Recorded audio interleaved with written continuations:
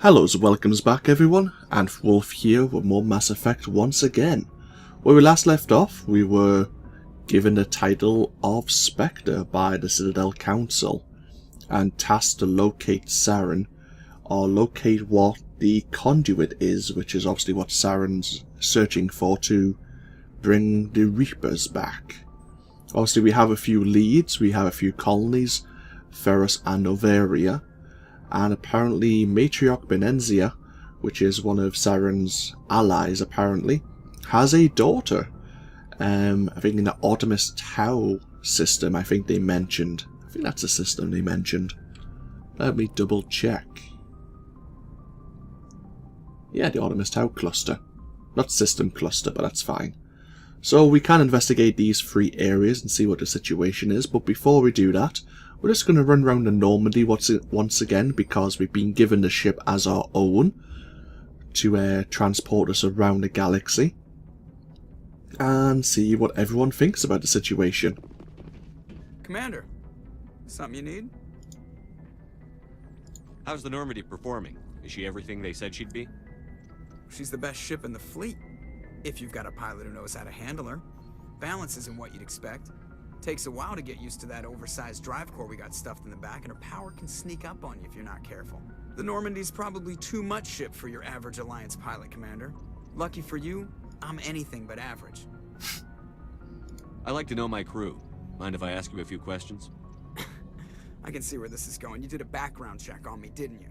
Well, I'll tell you the same thing I told the captain. You want me as your pilot. I'm not good. I'm not even great. I am the best damn helmsman in the Alliance fleet.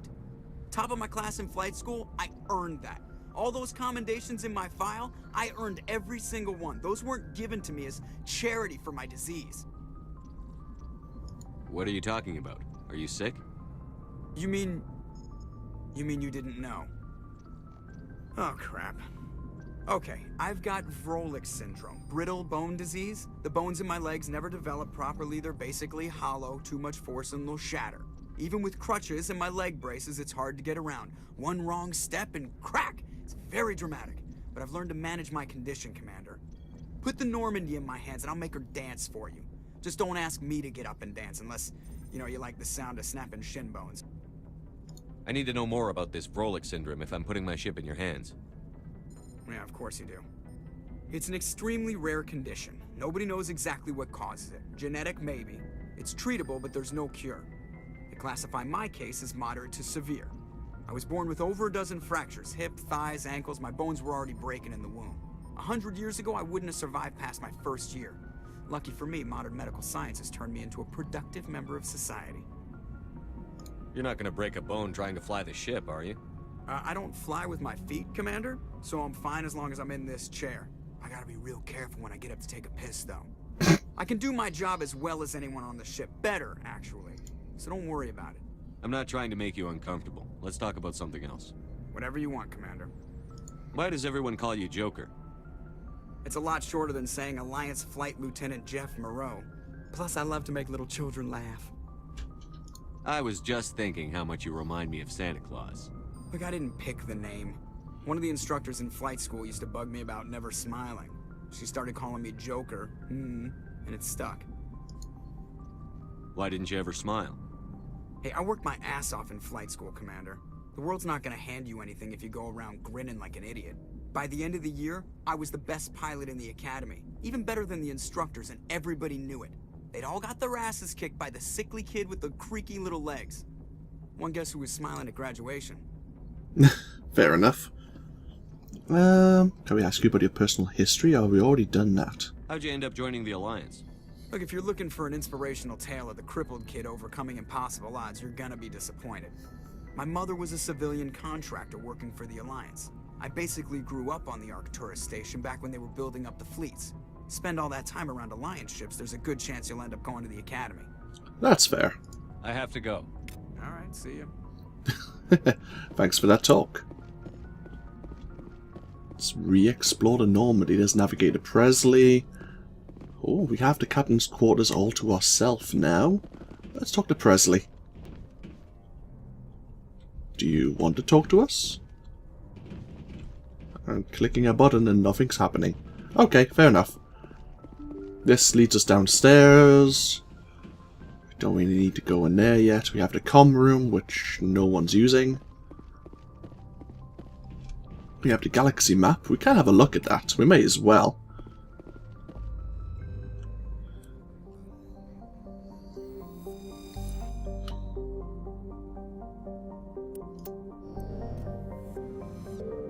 So we have the Citadel. So that's the Widow system. Can we zoom out again? We can. Cool. Can we zoom out again? That we can.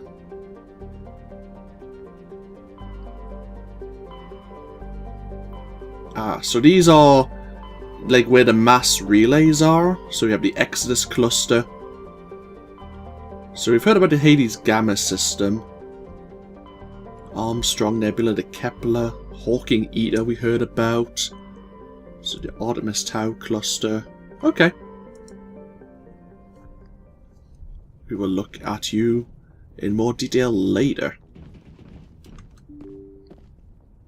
That is.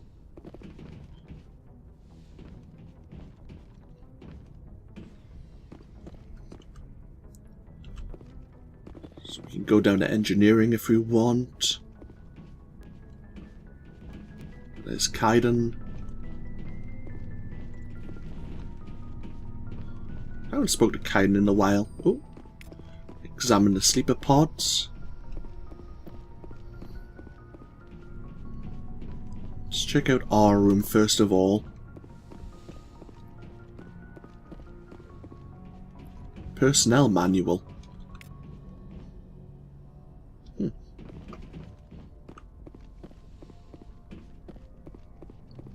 How are you holding up, Kaiden?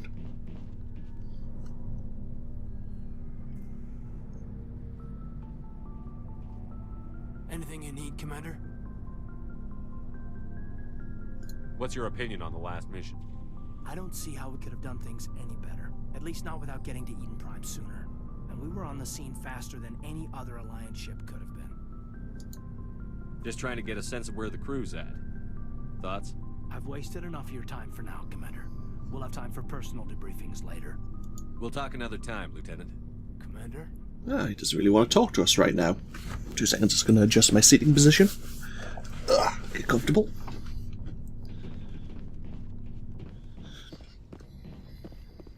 Oh. We do actually need to replenish our Medigel. Hello, Doctor. See you in just a moment. Nothing in here. Okay. Yes, Commander? Is there something you need? How well do you know the Lieutenant? I'd never worked with him before this mission. He Ah, tends we've to keep spoke to you himself. before. Maybe because of the headaches. It's not easy being I should alone. go. Goodbye, Commander. Yeah. Same conversations we had when we first on the Normandy. That's fine. Let's head down to the cargo bay. I forgot what it's actually called. I'm sure it'll tell us momentarily.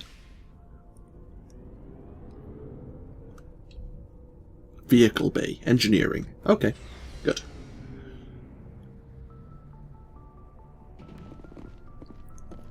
You have Rex, Ashley, Garrus, the requisitions officer again. We have a lot of new licenses for you. Looking for supplies?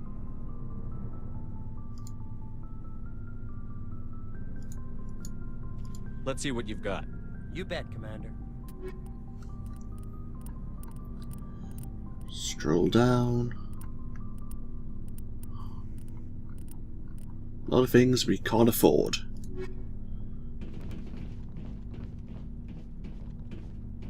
Thanks for bringing me on board, Commander. I knew working with the Spectre would be better than life at CSEC. Have you worked with a Spectre before? Well, no, but I know what they're like. Spectres make their own rules. You're free to handle things your way. At CSEC, you're buried by rules. The damn bureaucrats are always on your back. For the most part, the rules are there for a reason. Maybe. But sometimes it feels like the rules are only there to stop me from doing my work. If I'm trying to take down a suspect, it shouldn't matter how I do it, as long as I do it. But CSEC wants it done their way. Protocol and procedure come first. That's why I left. So you just quit because you didn't like the way they do things? There's more to it than that. didn't start out bad, but as I rose in ranks, I got saddled with more and more red tape. C-Sec's handling of Saren was typical. I just couldn't take it anymore. I hate leaving. I hope you made the right choice. I'd hate for you to regret it later. Well, that's sort of why I teamed up with you. It's a chance for me to get off the Citadel, see how things are done outside C-Sec. Either way, I plan to make the most of this. And without C-Sec headquarters looking over my shoulder, well, maybe I can get the job done my way for a change.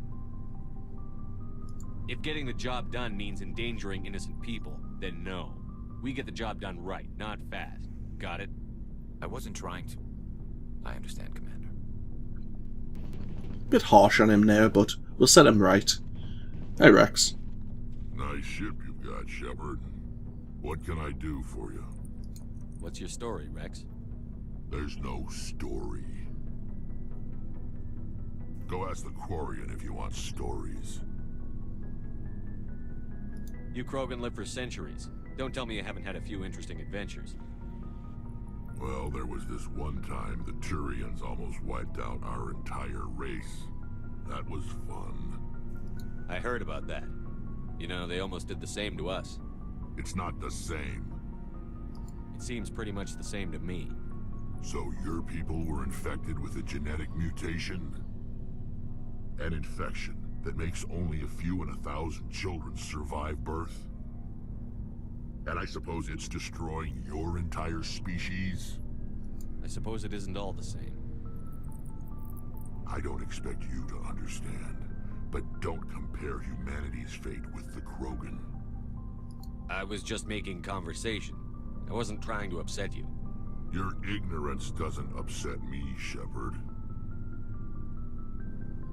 As for the Krogan, I gave up on them long ago. The genophage infected us, but it's not what's killing us.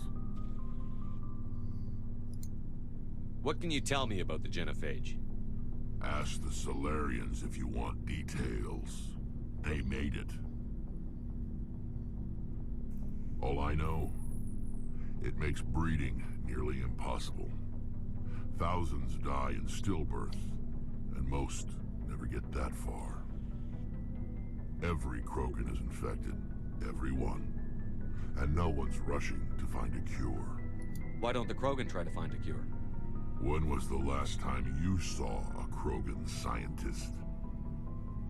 You ask a Krogan, would he rather find a cure for the genophage or fight for credits? He'll choose fighting every time. It's just who we are, Shepard. I can't change that. Nobody can. Are your people really dying? We're sure not getting any stronger.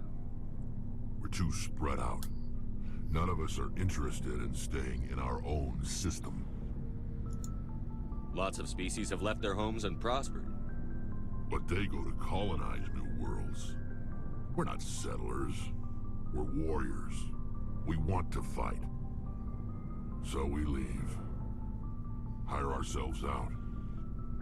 And most of us never go back. So long, Rex. Shepard.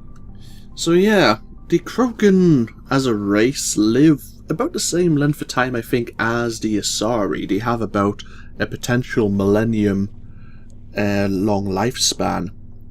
Unfortunately, as Rex is saying, the genophage, the genetic virus that infected all Krogan, basically causes all of their young, all of their children to be born stillborn, but for a very few.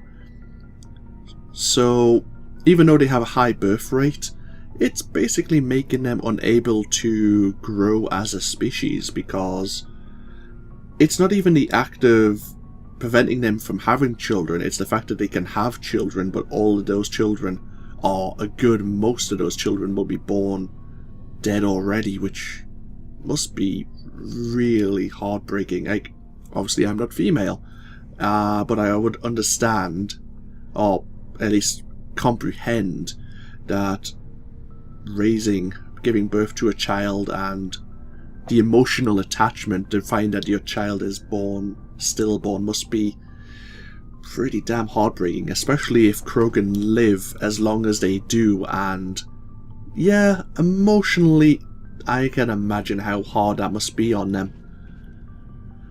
We have the various lockers of our crew members. Tali, actually I should mention, Tali's the only one who can't really remove her helmet right now. The Quarians as a people have, obviously I think Tali will probably explain this better than I do, but their suits keep them alive. They have an extremely low immune system, and basically they have to be very careful when they take injury that their suits don't get punctured. Hey Ashley. Commander? What's your opinion on the last mission? Kinda wish you'd got there sooner, Commander. No offense, I appreciate the rescue. I just wish... You wish we'd been able to save the rest of your unit? Yes, sir. If I had been more alert, we wouldn't have been cut down by an ambush. The Geth are perfect ambushers. They don't move, they don't make noise, they don't even breathe. Sir, they have flashlight heads. I'll make sure it doesn't happen again. Do you have a few minutes to talk one-on-one? I'm sorry, Commander. I need to get my duty squared away. I wouldn't mind talking more later, though. Okay.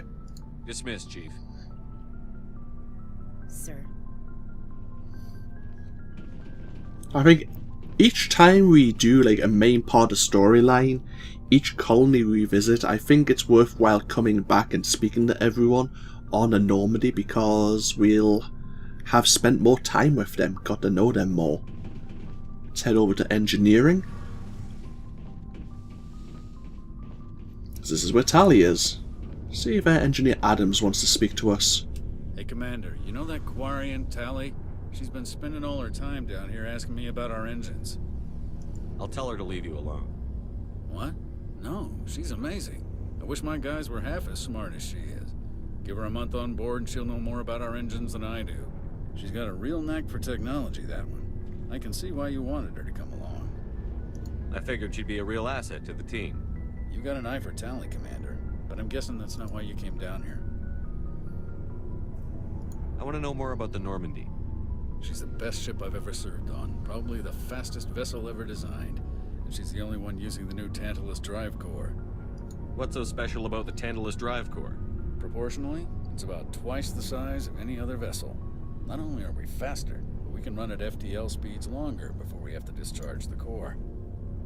Fill me in on the IES stealth systems. How does it work exactly? You can't hide a ship out in space. They emit too much heat and radiation, too easy for sensors to pick them up, unless you find a way to capture those emissions. So our stealth systems trap the energy we give off in storage sinks built into the ship itself. No emissions to give away our location. Eventually the sinks have to be vented. More than a few hours silent running and they overheat. Cook us inside our own hull. That wouldn't be preferable. There's no way for anyone to detect us? A visual scan can still pick us up. Anyone looking out a window can see us plain as day. But you have to be pretty close to get an actual visual out in space. Most vessels rely on scanners. As long as the stealth systems are engaged, they can't see us. Not unless we accelerate to FTL speeds. Why doesn't it work with faster-than-light travel? Cranking up to FTL blue shifts our emissions, pushes them into frequencies too high to capture in the sinks. As soon as we make the jump, it's like setting off a flare. Sensors can pick up our location whenever we enter or exit FTL flight, but for short-range missions, our stealth systems are amazing, and we've got the only one. Where else have you served, Adams? If you name a class of Alliance ship, I've probably served on it. Everything from dreadnoughts and carriers right down to frigates like the Normandy. My last assignment was on the Tokyo, only a cruiser, but she was a good ship. Couldn't hold a candle to the Normandy, though. Yeah, thanks for talking. Carry on, Adams. Aye, aye, Commander. And last but not least, Tali. How are you doing? Your ship's amazing, Shepard. I've never seen a drive core like this before. I can't believe you were able to fit it into a ship this small. I'm starting to understand why you humans have been so successful. I had no idea Alliance vessels were so advanced. The Normandy's a prototype. Cutting-edge technology. A month ago, I was patching a makeshift fuel line into a converted tug ship in the flotilla. Now, I'm sitting on board one of the most advanced vessels in Citadel space. I have to thank you again for bringing me along. Traveling on a vessel like this is a dream come true for me. I had no idea you found ship technology so interesting. It comes with being a Quarian. The migrant fleet is the key to the survival of my people. Ships are our most valuable resource. But we don't have anything like this. We make do with cast-offs and second-hand equipment. We just try to keep them running for as long as we can. Some of the fleet's larger vessels date all the way back to our original flight from the Geth. I can't believe your fleet's still using ships that are 3 centuries old. They're constantly being repaired, modified, and refitted. They aren't pretty, but they work. Mostly. We've tried to make ourselves as independent as possible on the flotilla. Grow our own food, mine, and process our own fuel. But some things we just can't make on our own. A patch to maintain the hull integrity requires raw materials we just don't have. That's why our pilgrimages are so important. I want to know more about the pilgrimage. When my people reach maturity, we leave our birth ships and seek acceptance with a new crew. It's necessary to maintain genetic diversity among the fleet. But no ship wants to accept someone who will be a burden on them. So, to prove our worth, we embark on a pilgrimage. We set out alone, leaving the flotilla and our families behind us. We only return once we have found something of value we can bring back to the fleet. This is presented as a gift to the captain of the respective ship we wish to join. If the gift is accepted, we are welcomed into the crew. Can a captain choose to reject the gift? That doesn't happen often. Most captains are eager to increase the size of their crew. It increases their own standing in our society. Even when a gift is not particularly valuable, the captain usually accepts it out of a sense of tradition. However, there is a stigma to presenting a substandard gift. It's not the best way to make a good impression on a new community. Most pilgrims don't return until they find something worthwhile.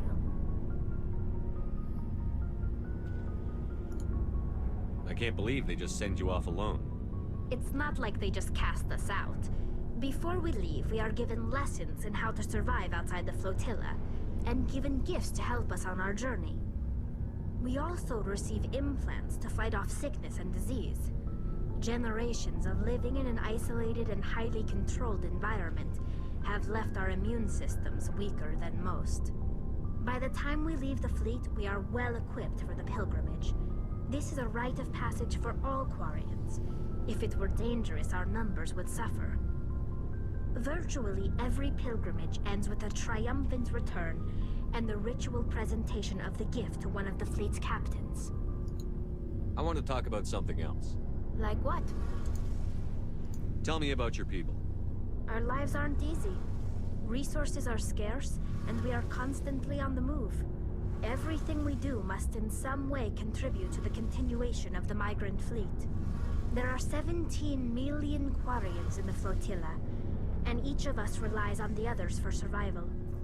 The bonds among my people are strong. Unfortunately, we have had to surrender many of the freedoms and civil liberties other species take for granted. What kind of freedoms? Well, it's illegal for parents to have more than one child. If our population grows too much, it would strain our resources to their breaking point. Of course, we also can't allow our numbers to become too few. If our population is in decline, the rule against single births is temporarily repealed. In extreme cases of population decline, incentives are even offered to encourage multiple births, though the Conclave hasn't had to take such measures in nearly a century. That's your government. The Conclave is our civilian branch of government. Each ship can elect a representative to serve on the Conclave and make decisions that affect the fleet as a whole. On matters that affect an individual ship, however, the captain has the final say. It's a tradition that dates back to the early days, when the fleet was governed by martial law. Fortunately, most captains nowadays are smart enough to have an elected council from their crew to give them advice and guidance. So the ultimate power rests with elected officials. In practice, the Conclave and the respective council for each ship tend to set the rules that govern our daily lives. But in theory, we are still under military jurisdiction. The 5 top-ranking military officials in the fleet serve on the Admiralty Board. These 5 have the power to overrule any decision by the Conclave in case of emergency. To do so requires unanimous agreement among the Admiralty, and they can only do this once. After that, the entire board must resign their posts. It's a safeguard that served us well. In nearly 3 centuries, the Admiralty Board has only overruled the Conclave 4 times. And what about the Geth? What can you tell us about those, since we're probably going to encounter them more in the future? I want to know more about the Geth. I doubt I can tell you anything you don't already know. It's been almost 3 centuries since they drove my people into exile. All I know is the story of their origins. What they were when we created them, and how they turned on us. Interesting. The Geth were originally created to serve as an automated manual labor force. Initially, their intelligence was as limited as any VI. Over time, we made small modifications to their programming to allow them to perform more varied and complex tasks, bringing them closer and closer to true AI status. How come the Council didn't step in and stop you? This wasn't true AI research. We may have been skirting the bounds of the law, but we never did anything that was actually illegal. The changes were so insignificant, so gradual, that we were able to control them. Or so we thought. But one thing we underestimated was the power of the neural network. A million Geth thinking simultaneously created an inherently unstable matrix. So, the Geth share brain power? Many of the Geth's logic systems were designed to work in concert with other nearby Geth. Basically, the more of them you have in a group, the smarter they are. So there's some sort of group consciousness? No, nothing like that. They cannot share sensory data or information. Their programming cannot handle that much simultaneous input. Each Geth maintains an individual awareness and identity. The neural network only operates on a process-based level. It's basically the synthetic equivalent of a subconscious. But when they're in close proximity, they can coordinate low-level functional processes, freeing up more capacity for original or independent thought. That doesn't make any sense. I'm probably oversimplifying. The Geth are incredibly advanced and complex creations. All you need to know is that they get smarter when they gather in large numbers. As we built more and more Geth, their effective intelligence became more sophisticated, more abstract. One day, a Geth began to ask its Quarian overseer questions about the nature of its existence. Am I alive? Why am I here? What is my purpose? As you can imagine, this caused a near panic among my people. I don't see what's so bad about those questions. The Geth were created to engage in mundane, repetitive, or dangerous manual labor. That's fine for machines, but it won't satisfy a sentient being for long. The Geth were showing signs of rudimentary self-awareness and independent thought. If the Geth were intelligent, then we were essentially using them as slaves. It was inevitable the newly sentient Geth would rebel against their situation. We knew they would rise up against us, so we acted first. A general order went out across all Quarian-controlled systems to permanently deactivate all Geth. The Geth responded to this order violently. You can't blame them for fighting for their survival. We had no other choice. The Geth were already on the verge of revolution. By acting quickly, we had a chance to end the war before it began. The hope was that most of the Geth would still be little more than machines, incapable of organized resistance.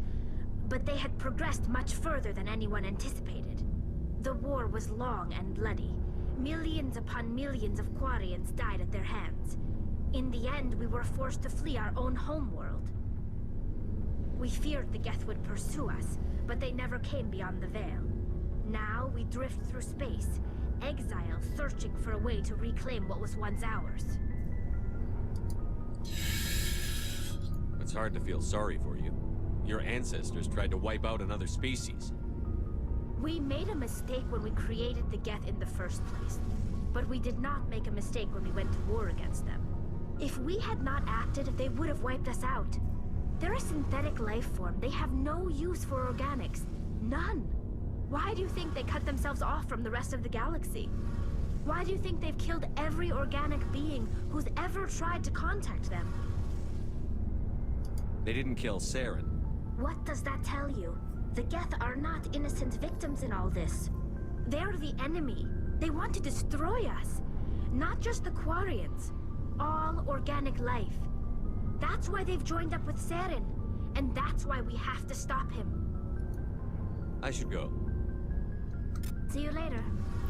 We got a lot of experience from Tali there. We were talking to her for some time, but we learned a lot about the Geth and also the Quarians' situation regarding them. I'm surprised Tali was quite open with us about what happened, what started the war. It wasn't actually the Geth, it was the Quarians who tried to erase them from existence before a war actually began and inadvertently started that war. Yep, loading screen. Thankfully the game didn't crash. Good. But yeah. Obviously she has only grown up with the stories, so obviously her point of view is a bit skewed on the situation. Not everything is as it seems, but obviously we may learn about that more in the future. Or we will learn about that more. There's no maybe on it regarding it. But yeah, we'll end this video here. We've spent time getting to know our crew members a bit more. And when we come back, we'll be heading to, most likely, the Artemis Tau cluster to search for Matriarch Benenzia's daughter in some apparent Prothean ruins. Oh, that's where she's investigating. And then after that, we'll see where else we wish to go. But first things first, we'll see if this Liara T'Soni is actually in league with Saren and the Geth. So feel free to comment below. This of course has been AnthWolf playing Mass Effect, and I'll see you all next time. Until then, bye bye now.